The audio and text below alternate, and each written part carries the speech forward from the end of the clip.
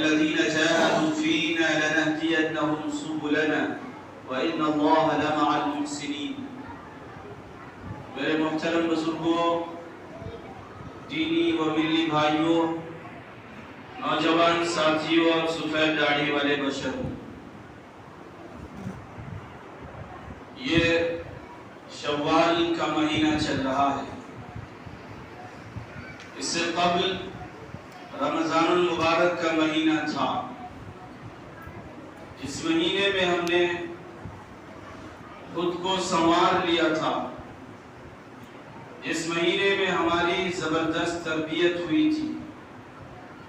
اس مہینے میں اللہ تعالی نے عبادتوں کے ثواب میں اضافہ فرما دیا تھا۔ اللہ تعالی کا نظام ہے، وہ اپنے نظام میں جب چاہتا ہے تبدیلی لاتا ہے۔ لہذا رمضان جا چکا ہے، لیکن جس طریقے سے رمضان میں ہم سب روزہ رکھ رہے تھے، اسی طریقے سے غیر رمضان میں بھی مسلمانوں کے اوپر کچھ چیزوں کے روزے بالکل ضروری ہیں۔ مثلا رمضان میں روزہ رکھ رہے تھے لعلکم تتقون کے لیے، تقوی خود میں پیدا کرنے کے لیے، متقی اور پرہیزگار بننے کے لیے۔ وہ رمضان کا روزہ تھا جو فرض تھا اور ضروری تھا۔ لیکن غیر رمضان میں کیا؟ پھر ہم رمضان کا انتظار کریں گے نماز کے لیے، پھر ہم رمضان کا انتظار کریں گے اچھی بول کے لیے، پھر ہم رمضان کا انتظار کریں گے صدقے کے لیے، پھر ہم رمضان کا انتظار کریں گے اعمال صالحہ کے لیے۔ کیا رمضان نہیں آئے گا تو کیا مسجد یوں ہی ویران رہے گی یا اچھے اعمال نہیں کیے جائیں گے؟ ایسا نہیں ہے۔ جس طریقے سے اس وقت رمضان میں ہم روزہ رکھ رہے تھے، غیر رمضان میں بھی بے شمار چیزوں کا روزہ مومنوں پہ، مسلموں پہ واجب اور ضروری ہوتا ہے۔ غیر رمضان میں مسلموں کو چاہیے، مومنوں کو چاہیے کہ وہ روزہ رکھے جھوٹ سے، کہ اس نے جھوٹ نہیں بولنا ہے، اس نے سچ بولنا ہے۔ لہذا اب جہاں کہیں بھی وہ مسلم کی حیثیت سے جائے، ایک مومن کی حیثیت سے جائے، ہر جگہ پوری قوم کو، پوری دنیا کو یہی سندیش اور یہی پیغام دے اور کہے کہ ابھی ابھی رمضان میں میری تربیت ہوئی تھی، ابھی ابھی رمضان میں میں نے یہ سبق سیکھا تھا کہ جھوٹ نہیں بولنا ہے، جھوٹ اپنی زبان پہ نہیں لانا ہے۔ تو غیر رمضان میں روزہ ہوگا جھوٹ نہ بولنے کا، سچ بولنے کا روزہ ہوگا۔ اسی طریقے سے سودی نظام جو کہ آج کثرت کے ساتھ اس معاشرے میں پھیلے پڑے ہوئے ہیں، گھر گھر سود میں، کمیشن میں ڈوبا ہوا ہے۔ لہذا غیر رمضان میں آپ ہر ایک روزے داروں کو، ہر ایک نمازیوں کو اور ہر ایک مومن و مسلم کو چاہیے یہ پیغام دے سامنے والے کو، یہ کہے کہ جس طریقے سے رمضان میں ہم روزہ رکھ رہے تھے، غیر رمضان میں روزہ ہے اس بات سے کہ ہم سود کا کاروبار نہیں کریں گے، سودی نظام میں مبتلا نہیں ہوں گے، اور اسی طریقے سے وہ یہ کہے گا کہ ہم انصاف کے پرچو ہوں گے، انصاف کے عالم بردار ہوں گے، اور اسی طریقے سے اس چیز کی پرچار کرے گا اور یہ کہے گا جس طرح رمضان میں ہم روزہ رکھ رہے تھے، نماز پڑھ رہے تھے، تو غیر رمضان میں بھی ہمارے لیے روزہ یہی ہے کہ ہم نماز کے پابند ہوں گے اور ہم اچھے اعمال کے پابند ہوں گے۔ یہ روزے غیر رمضان کے ہیں جو مشترکہ ہیں، جو بے شمار چیزوں کو شامل ہیں۔ لہذا ضرورت اس بات کی ہے کہ اب جو مسجدوں کی حالت دیکھی جاتی ہے، مسجدوں کی کنڈیشن اور سچویشن دیکھی جاتی ہے، اسے دیکھ کے ایسا لگتا ہے کہ وہ مسلمان جو رمضان میں روزے دار تھے، نمازی تھے، اور ایک بیگ مسجد کو خیرآباد کہہ دیے، ویران کر دیے، اب وہ منتظر ہیں، اب وہ انتظار کر رہے ہیں رمضان آئے تو पढ़ी जाए, रमजान आए तो फिर तहज्जुद का एहतमाम किया जाए। तो याद रखिए रमजान एक साल में एक मर्तबा आएगा और ये नमाज 24 घंटे आप पे फर्ज है, आप पे जरूरी है। तो क्या रमजान का इंतजार किया जाए? क्या रमजान के चांद का इंतजार किया जाए कि फिर से रमजान का चांद निकले और उसके बाद नमाज पढ़ी जाएगी, उसके बाद फिर से मस्जिदों को आबाद किया जाएगा, और जब तक चांद नहीं निकलेगा मस्जिद वीरान रहेगी, मस्जिद की सफेद खाली रहेंगी और मस्जिद में दो चंद नमाजी हजरात रहेंगे। अगर यही आपके जहनों में है तो इसलिए रमजान नहीं आया था, और यही मकसद है तो इसलिए रमजान नहीं आया था। रमजान तो नमाजी बनाने के लिए आया था, रमजान तो आपको सही मानों में मुस्लिम मोमिन बनाने के लिए आया था। इसलिए चांद का इंतजार न करें, रमजान का इंतजार न करें, बल्कि रमजान से जो आपने सीखा है, जो प्रैक्टिस आपको मिली है, उस प्रैक्टिस का आप अमली मुजाहरा करें और मस्जिदों को मस्जिद का हक दें। रमजान जा चुका है, रमजान का पैगाम अब भी जिंदा और बाकी है। इसी तरीके से आज ये कहे जाते हैं, ये रात अलापा जाता है कि रमजान में एक माहौल बना हुआ था कि नमाज पढ़ी जा रही थी, अच्छे अमाल किए जा रहे थे, एक माहौल बना हुआ था, मस्जिद पुर रहती थी। लेकिन जो ही रमजान खत्म हुआ है, माहौल खत्म हो चुका है। हम तो माहौल के आदी हैं, अब माहौल नहीं है, हम नमाजी नहीं होंगे, हम पे पूरी दुनिया का असर पड़ता चला जाएगा, पूरी दुनिया से अफेक्टेड और प्रभावित होते चले जाएंगे। इसलिए रमजान जा चुका है, रमजान का माहौल जा चुका है, इसलिए गैर रमजान में रमजान का माहौल नहीं हो सकता तो हम नमाजी नहीं हो सकते। तो मैं आपको बताऊं कि अगर आप सही मानों में रमजान के तरीके से इबादत नहीं कर सकते तो कम से कम कोशिश जरूर कीजिए, जिसका तज़किरा यूं फरमाया गया, वल्लज़ीना जाहदू फीना लनहदियन्नहुम सुबुलना, कि वो लोग जो अल्लाह के रास्ते में कोशिश करते हैं, मेहनतें करते हैं, अल्लाह कहता है कि हम उन्हें राहयाब जरूर करते हैं, अल्लाह कहता है कि हम उन्हें पकड़ के अपने रास्ते की तरफ लाते हैं, अल्लाह कहता है कि हम उन्हें जरूर कामयाब करते हैं। तो माहौल नहीं है लेकिन कोशिश जरूर की जा सकती है, माहौल नहीं है लेकिन मेहनत की जा सकती है, माहौल नहीं है लेकिन माहौल बनाया जा सकता है, माहौल नहीं है लेकिन नमाज का आदी खुद को बनाया जा सकता है।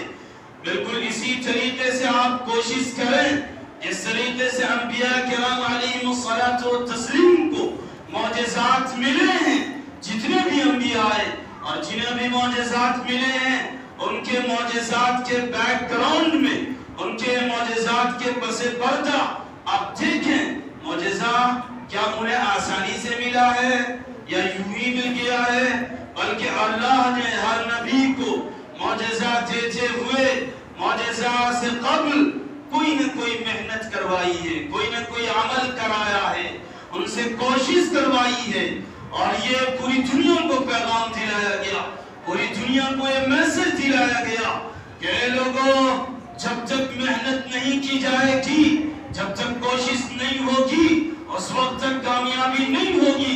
लिहाजा जब हज़रत मूसा अलैहिस्सलाम को यदे बैज़ा मिला है तो रब ने कहा उज़्मुम यदका इला जनाहिक तख़रुज बैदा मिन गैरि सू। अल्लाह ताला ने कहा हज़रत मूसा अलैहिस्सलाम आप अपने हाथ को बगल में ले जाइए, जब ले जाएंगे तो फिर रोशनी आएगी, यदे बैज़ा आपको हासिल होगा। अल्लाह ये भी चाहता कि कोई मेहनत नहीं कराई जाती, कुछ नहीं कहा जाता, और बगैर मेहनत के हज़रत मूसा अलैहिस्सलाम को यदे बैज़ा दे दिया जाता, आपको मौजिज़ात दे दिया जाता। लेकिन अल्लाह ताला को पूरी दुनिया को पैगाम देना था, पूरी दुनिया को ये मैसेज देना था, और खुसूसन इस उम्मत मुस्लिमा को, मोमिनों को, मुस्लिमों को पैगाम देना था कि मेहनत के बगैर कुछ नहीं होने वाला, कोशिश के बगैर कुछ नहीं होने वाला।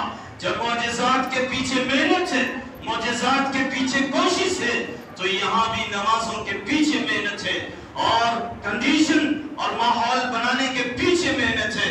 اس لیے آپ سب کو اب یہ ضروری ہے کہ کم سے کم کوشش کریں نماز پڑھنے کی، کوشش کریں اچھے اعمال کرنے کی. کوشش کریں گے تو پھر اللہ توفیق دے دے گا.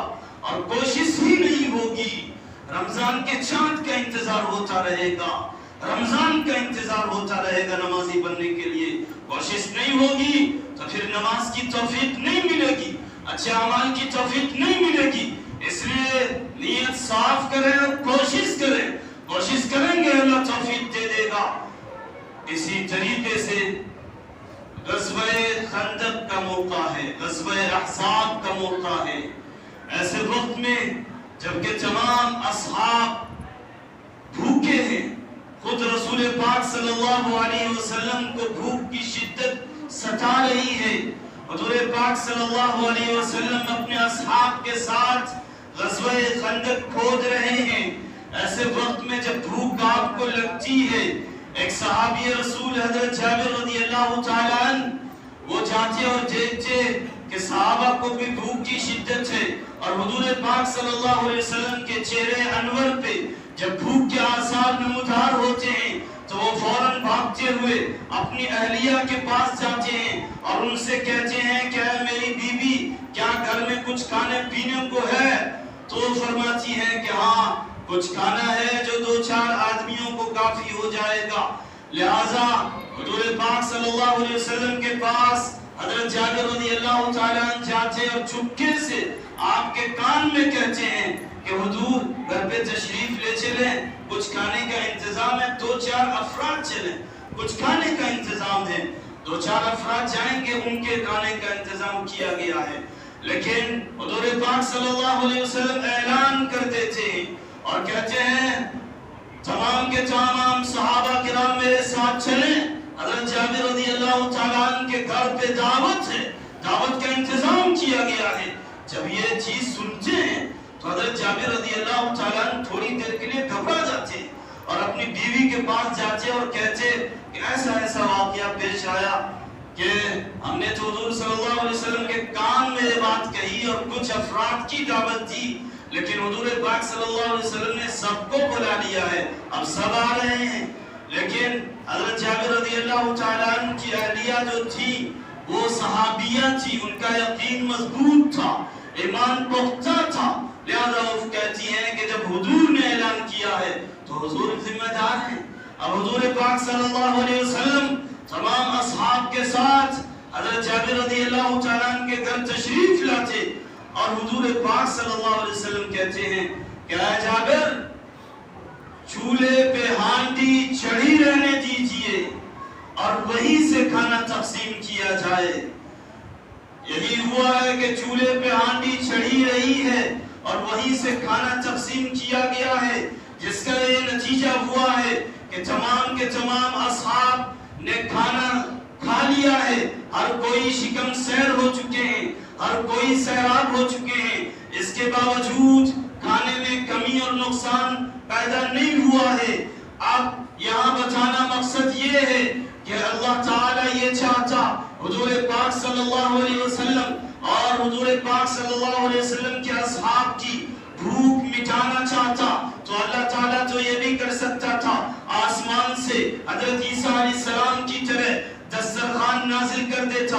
جس طرح بنی اسرائیل کو آسمانی دسترخوان ملا تھا، اسی طرح اللہ تعالیٰ اپنے رسول کے لیے بھی تو آسمان سے دسترخوان نازل کر دیتا.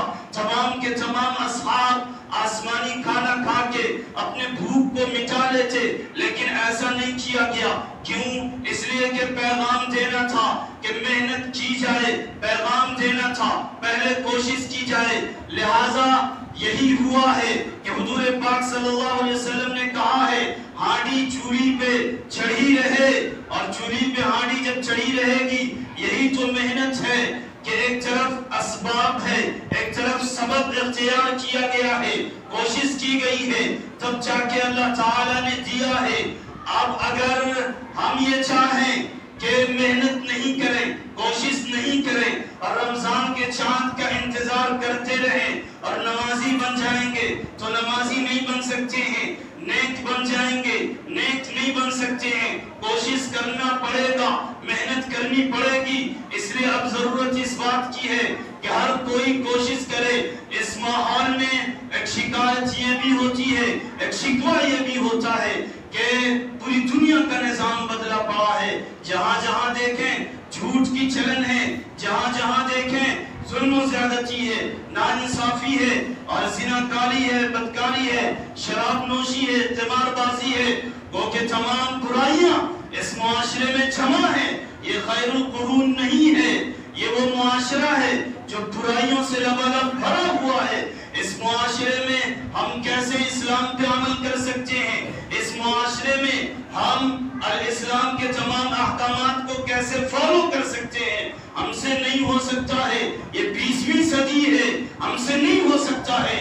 پوری دنیا بدل چکا ہے، یہ جو ڈیجیٹل دور ہو چکا ہے، یہ ماڈرن دور ہو چکا ہے، ہر کوئی ترقی کرنا چاہتا ہے اور یہ دین ایک ہی چیز کو لیے ہوئے بیٹھا ہے۔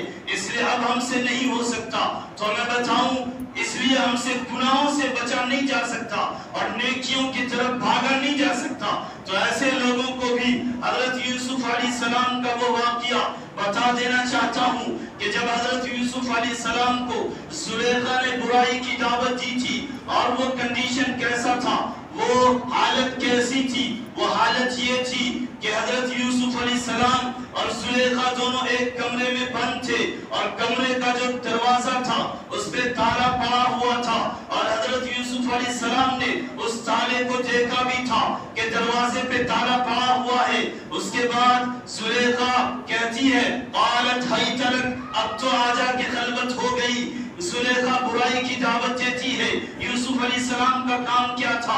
یوسف علیہ السلام کے ذمہ جو تھا وہ یوسف علیہ السلام اسے کرتے ہیں۔ یوسف علیہ السلام نے دیکھا کہ دروازے پہ تالا ضرور پڑا ہے اور زلیخا دعوت ضرور دے رہی ہے، لیکن کیا ہم دروازے پہ تالا دیکھ کے مایوس ہو جائیں گے؟ دروازے پہ تالا دیکھ کے ہم یوں ہی کھڑے رہیں گے؟ نہیں، یوسف علیہ السلام نے کہا میرے ذمہ محنت کرنا ہے، میرے ذمہ کوشش کرنا ہے، میرے ذمہ دروازے کی طرف بھاگنا ہے، برائی سے، زلیخا کی برائی سے بھاگنا ہے، دروازے کی طرف، نیکی کی طرف۔ لہذا حضرت یوسف علیہ السلام نے وہی کیا ہے۔ اس برے ماحول میں، اس برے روم میں اور اس ایسے روم میں جب ہر جگہ برائی کی دعوت دی جا رہی تھی، حضرت یوسف علیہ السلام نے اپنا کام کیا ہے، وہ بھاگے ہیں دروازے کی طرف۔ جب دروازے کی طرف بھاگے ہیں تو رب نے اپنا کام کیا ہے، رب نے دروازے کا تالا کھول دیا ہے، یوسف علیہ السلام اس روم سے نکل گئے ہیں۔ تو یہ آج کے ان لوگوں کے لیے پیغام ہے، آج کے ان لوگوں کے لیے یہ ایک سندیش اور میسج ہے جو یہ کہتے ہیں اس برے معاشرے میں ہم سدھر نہیں سکتے ہیں، اس گندے ماحول میں ہم سنور نہیں سکتے ہیں، اس برائی والے ماحول میں ہم نمازی نہیں بن سکتے ہیں، ہم حاجی نہیں بن سکتے ہیں، ہم نیک نہیں بن سکتے ہیں، ہر طرف برائی ہی برائی ہے۔ تو دیکھو تو صحیح وہاں بھی ایک روم میں جبکہ زلیخا الگ کھڑی ہوئی تھی اور دروازے پہ تالا پڑا ہوا تھا، برائی کی دعوت دی جا رہی تھی، یوسف علیہ السلام نے کیا کیا تھا؟ محنت کی تھی، کوشش کی تھی۔ اس لیے اب ضرورت اس بات کی ہے کہ ہم سب کو بھی اس گندے ماحول میں کوئی بہانہ نہیں کرے، ہر کوئی کوشش کرے گا، ہر کوئی محنت کرے گا۔ اور رب کہتا ہے والذین جاہدوا فینا لنہدینہم سبلنا، جو لوگ کوشش کریں گے ہمارے راستے میں ہم ضرور انہیں کامیاب کریں گے، ہم ضرور انہیں اپنے راستے کی طرف بلا لیں گے۔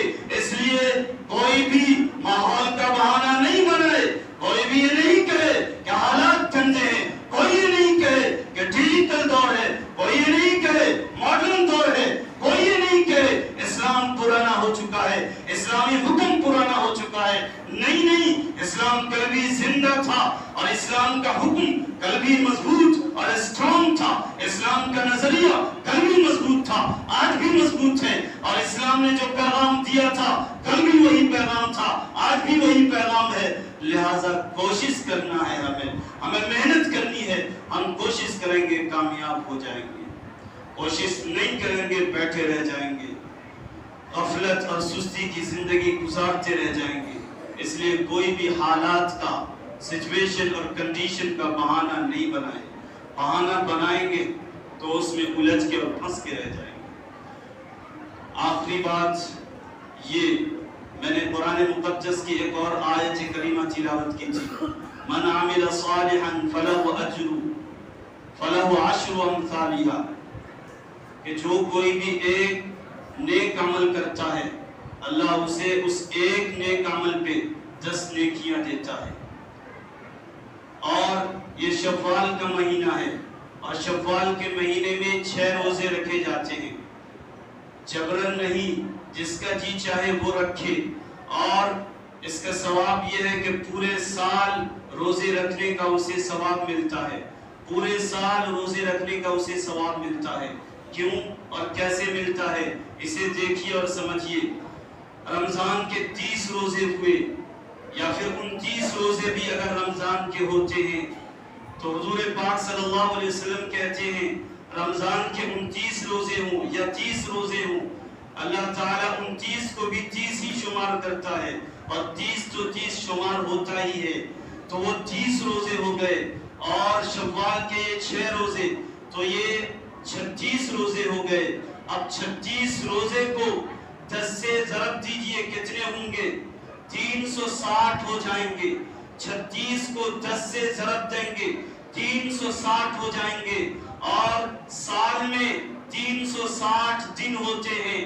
تو یہی ہے من عمل صالحا فلہ عشر امثالہا، ایک نیکی پہ 10 اجر اللہ تعالیٰ نے دے دیا ہے. تو گو کہ اس طریقے سے رمضان چلا گیا ہے، لیکن نیکی کا ماحول اب بھی زندہ رہنا چاہیے.